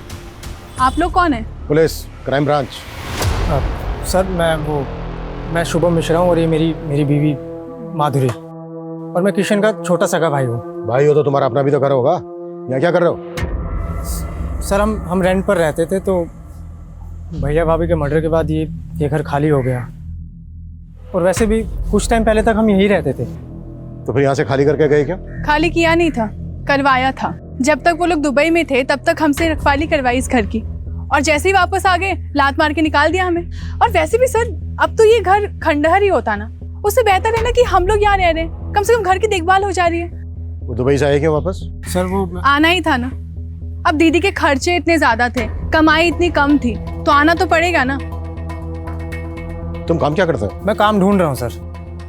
घर देखना है, मैं दिखाओ। चलिए चलो।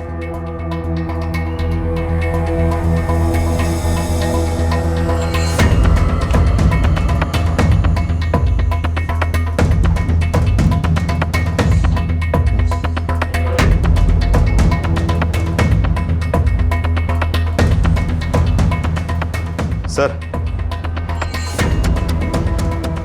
किशन की लाश मिली थी यहाँ पर। सर पूरा घर बिखरा पड़ा था, लगता है ये मर्डर्स लूट के इरादे से किया गया।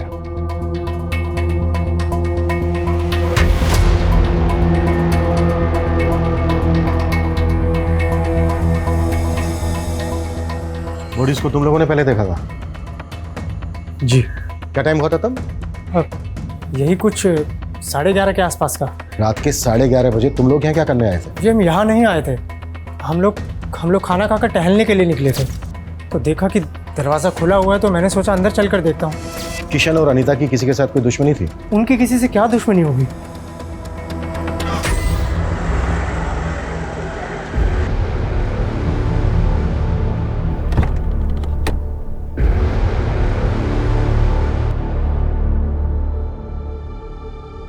सर अवतार जी, कैसा महसूस कर रहे हैं आप घर वापस आकर? घर आकर और परिवार के लोगों से मिलकर बहुत अच्छा लग रहा है। सब आपके खिलाफ थे, पर आपकी बेटी ने आप पर भरोसा दिखाया। कुछ कहना चाहेंगे दीप्ति जी के बारे में? मैंने तो उम्मीद ही छोड़ दी थी, लेकिन मेरी बेटी दीप्ति ने मुझे बचा लिया, वरना मैं तो जेल में पड़े पड़े मर ही जाता। दीप्ति जी, पापा हमेशा से कहते थे कि मुझे एक बहुत बड़ा केस मिलेगा, पर मुझे नहीं पता था कि मैं पापा के लिए केस लड़ूंगी।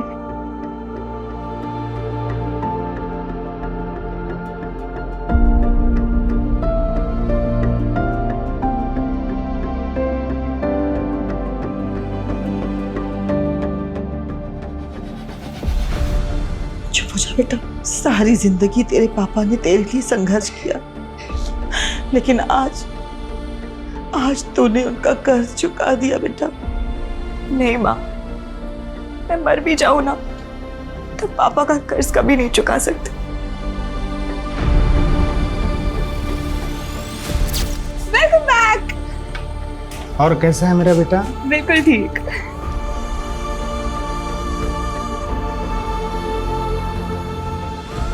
आज आने में आपने कुछ ज्यादा देर नहीं कर दिया? हाँ, कुछ आज एक्स्ट्रा काम था इसलिए थोड़ा लेट हो गया। वैसे पापा, सैटरडे संडे को आपको ऐसा क्या काम होता है? बेटा वही काम बेटा जिससे कुछ एक्स्ट्रा पैसे आ सके, ताकि हम आपको एक बड़ा वकील बना सकें।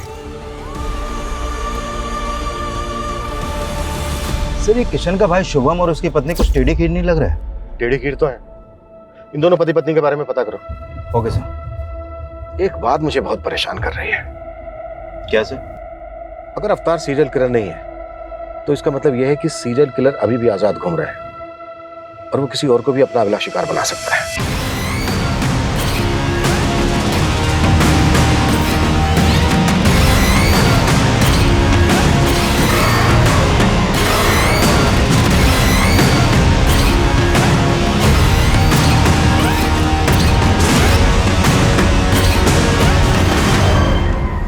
सर, शुभम के बारे में इंक्वायरी करते हुए पता चला कि जब वो पहले किशन के घर पे रहता था तो उसका आए दिन किसी से बहुत झगड़ा होता था।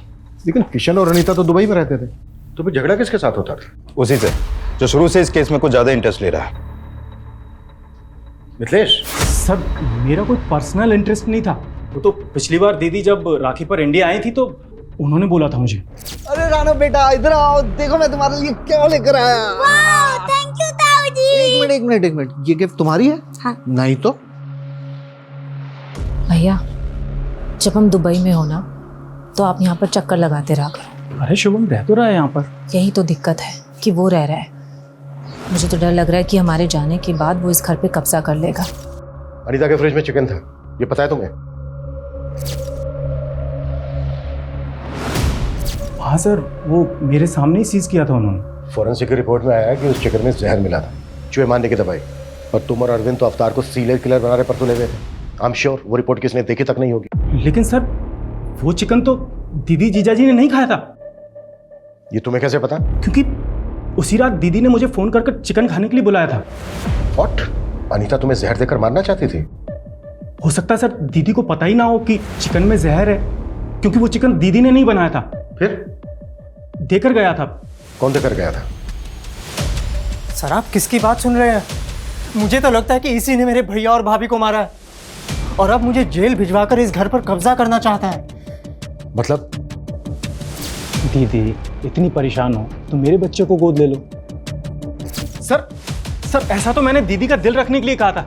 ऐसे कोई किसी को अपना बच्चा देता है क्या? आप इससे पूछिए ना, ये जहरीला चिकन क्यों लेकर आया था? सर वो चिकन हमने भी खाया था, लेकिन हम तो नहीं मरे ना। वो तो मुझे माधुरी ने बोला था कि जाकर भैया भाभी को दे दो। मेरी मत मारी गई थी जो मैं उन्हें देने के लिए चला गया। तो ये सारी की सारी प्लानिंग तुम्हारी थी? सही मैंने अपने बच्चे के लिए किया था। मुझे लगा था कि उनके ना तो बच्चे हैं और ना होंगे, और कल को ये घर मेरे बेटे को मिल जाएगा। लेकिन फिर वो अपने बच्चे के लिए इलाज करवाना शुरू कर दिया वो लोग ने। माधुरी तुमने क्या किया? बंद करो ये ड्रामा, लेके चलो दोनों को, वहां खबर लेते हैं इनकी। सर आप मेरी बात सुनिए। और तो ये मत सोचना कि तू बच गया है। सीरियल किलर की एक एक डिटेल पता थी तुझे। किशन और अनीता का मर्डर बिल्कुल वैसा ही हुआ है। मैंने ऐसा कुछ भी नहीं किया सर। अगर किया है तो सोच ले, नौकरी तो जाएगी जाएगी, अंदर भी जाएगा, वो भी लंबा। सर अगर वाकई में अनीता और किशन के डबल मर्डर्स में इनका हाथ हुआ तो हमारी मुश्किलें और भी बढ़ने वाली हैं, क्योंकि वो सीरियल किलर यानी कि रिपर अभी भी खुलेआम घूम रहा है।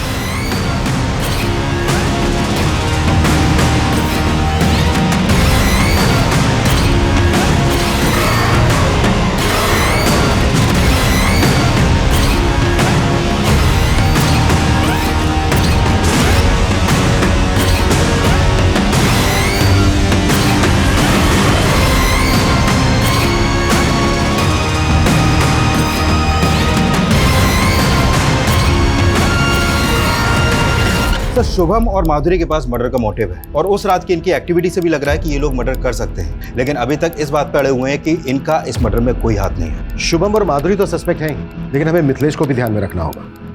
एक बात मेरी समझ में नहीं आ रही है कि उन्होंने एक रैंडम आदमी अवतार को ही क्यों अरेस्ट किया। सर अवतार के बारे में कुछ और भी बातें पता चली हैं। ये बात सही है कि एक सिंपल सा आदमी है, साड़ी की दुकान में एक सेल्समैन है, लेकिन सर इसके अलावा ये 7-8 साल पहले थिएटर भी करता था। एक्टिंग का शौक था सर। सैटरडे संडे इसके शो भी होते थे, लेकिन सर ये एक्टिंग में कुछ खास अच्छा नहीं था, इसलिए एक्स्ट्रा अर्निंग के लिए मेकअप आर्टिस्ट बन गया। इसके थिएटर के दोस्तों का कहना है कि मेकअप बहुत अच्छा करता था, कोई भी गेटअप ले सकता था, अलग अलग भेष बदलने में माहिर था ये।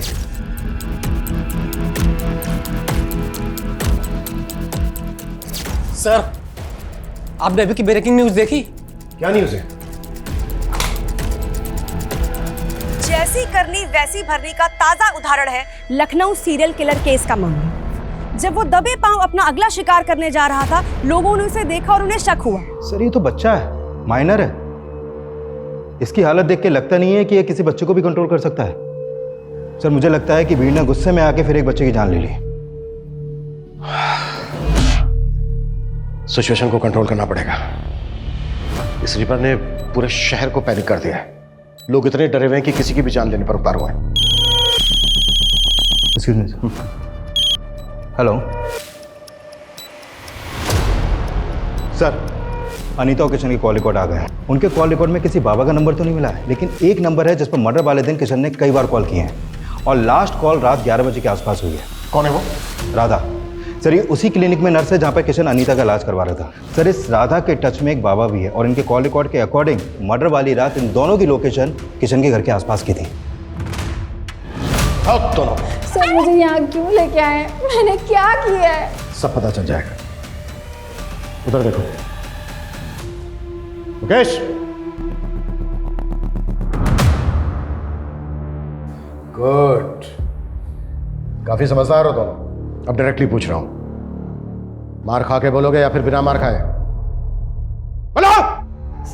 सर अनीता और किशन मुझे क्लिनिक में मिले थे। अगर आप दोनों को भगवान में आस्था है तो मैं आपकी मदद कर सकती हूँ। कैसी मदद? सर क्लिनिक ऐसी जगह थी जहाँ पर लोग बच्चे के लिए कितना भी पैसा लुटाने के लिए तैयार होते थे। मैं उन्हें बाबा की पट्टी पढ़ाती थी और फिर हम मिलकर उनको पूजा पाठ के नाम पर पैसे निकलवाने की कोशिश करते थे। बाबा बच्चे को देखने और माँ सुनने के लिए मेरे कान तरस गए हैं। हमारे पास सब कुछ है, लेकिन वो किस काम का जब औलाद ही नहीं है। औलाद हो जाएगी, पर उसके लिए पूजा करनी होगी, वो भी पूरी श्रद्धा के साथ। मैं करूंगी बाबा। ऐसी पूजा से हम 50,000 तक निकला लेते थे। जब वो दोनों पैसे देने के लिए तैयार थे तो फिर उन दोनों को मारा क्यों? हमने उन्हें नहीं मारा सर। ड्रामा मत करो, क्योंकि ये पता चल चुका है हमें, तुम दोनों गए थे वहां पर। हम वहां पर सिर्फ पूजा करने के लिए गए थे सर।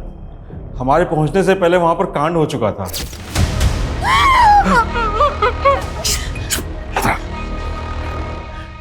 पागल हो यो, जो होना था वो तो हो चुका है, हम खाली हाथ क्यों जाएं?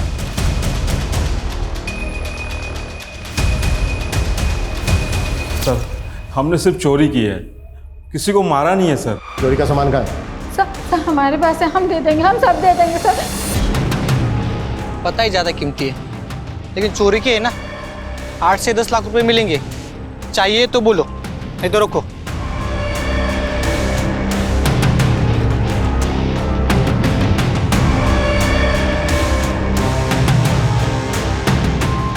सर खबरी ने टिप दी है, अनीता की सोने की चूड़ियां चोर बाजार में बेची गई हैं। बेचने और खरीदने वाले की कोई इन्फॉर्मेशन? खरीदने वाले की है, बेचने वाले की वो बताएं। सर सर राधा और बाबा ने जो सामान चोरी किया था, वो सामान भी साड़ी भी मिली है, तो ठीक उसी दिन खरीदी गई थी जिस दिन अनीता और किशन का मर्डर हुआ था। इसमें सर स्लिप है, उसमें डेट भी पड़ी हुई है।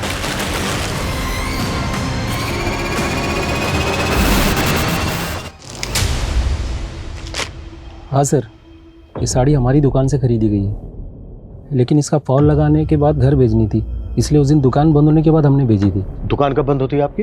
दुकान 9 बजे बंद हो जाती है साहब, लेकिन सब समेटते समेटते 10 बज जाते हैं। इस साड़ी को देने कौन गया था?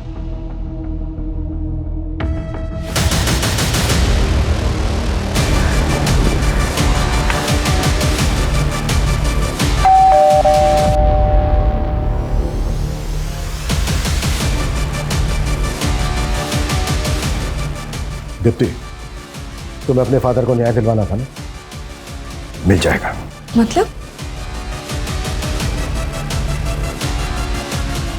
मतलब ये खुद बताएंगे।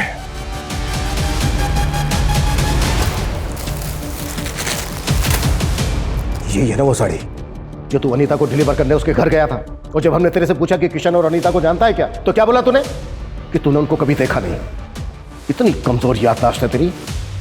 देखिए आप मुझे फंसा रहे हैं। मैं मीडिया में जाके बोलूंगा कि आप लोग मुझे जबरदस्ती। अभी बाहर मीडिया से जाकर मैंने बोल दिया ना कि ये सारी की सारी प्लानिंग तेरी बेटी की थी। तो जितना टाइम लगा है ना उसे अपना नाम बनाने में, उससे कहीं कम टाइम लगेगा उसका नाम खत्म होने में। अब बोल, अकेले जेल जाएगा या फिर अपनी बेटी के साथ? दीप्ति मेरी बेटी मेरी जान है। उसके लिए एक बड़े घर का रिश्ता आया तो मुझे लगा कि मेरी बेटी बड़े घर जाएगी तो जीवन भर खुश रहेगी, पर उन्होंने शादी में 20 लाख की कार मांग दी। मैं बहुत परेशान था, कुछ समझ में नहीं आ रहा था। फिर सेठ जी ने ये साड़ी डिलीवर करने के लिए दी और मैं सोचते सोचते कब वहाँ पहुँच गया। मैडम जी, ये आपकी साड़ी एक बार ठीक से चेक कर लीजिए। तभी मेरी नज़र उन गहनों में पड़ी। उसके गहने मेरे दिमाग में घूमते रहे कि अगर ये गहने मुझे मिल जाएंगे, मेरी बेटी की शादी अच्छी से धूमधाम से हो जाएगी।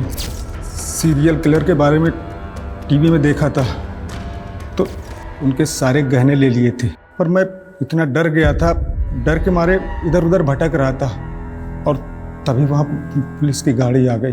तू एक आम आदमी है, इतना बड़ा क्राइम करके तूने पुलिस को बेवकूफ़ बनाया, कैसे? सर, मेरी बेटी वकील है और उससे केस के बारे में बातचीत होती रहती थी, तो मुझे समझ में आ गया था कि पुलिस को कैसे घुमाना है। घुमाया तो बहुत तूने, लेकिन अब तेरी बारी है। देशराज, फौजिया, शिवा, किरण, ओम के मर्डर करने में तूने अपने मेकअप आर्टिस्ट होने का फायदा उठाया। चेहरा बदल बदल के मर्डर किए तूने ताकि कोई देखे भी तो बाद में पहचान ना पाए। साहब, मैं मेकअप आर्टिस्ट था, पर मैंने ऐसा कुछ नहीं किया जो इल्ज़ाम आप मुझ पे लगा रहे हैं। पहले उन लोगों ने मार पीट करके सीरियल किलर बनाया और अब आप भी वही कर रहे हैं। साहब, मैं मानता हूं कि मैंने अनीता और किशन को मारा है, बाकी मैंने किसी को नहीं मारा है। मैं सच बोल रहा हूं साहब। किशन और अनीता के मर्डर्स अवतार वर्मा ने कबूल कर लिए हैं, इसके पुख्ता सबूत भी है हमारे पास। पर बाकी के 5 मर्डर्स वो हमेशा की तरह डिनाई करता रहा। हालांकि हमने बहुत कोशिश की, पर साबित करना हमारे लिए आसान नहीं था। इसके बावजूद हम आज भी पूरी कोशिश कर रहे हैं उन केसेस को सोल्व करने की। जय हिंद। क्राइम पेट्रोल्स के और भी दिलचस्प कहानी देखने के लिए हमारे चैनल को सब्सक्राइब करें और बेल आइकॉन दबाना न भूलें।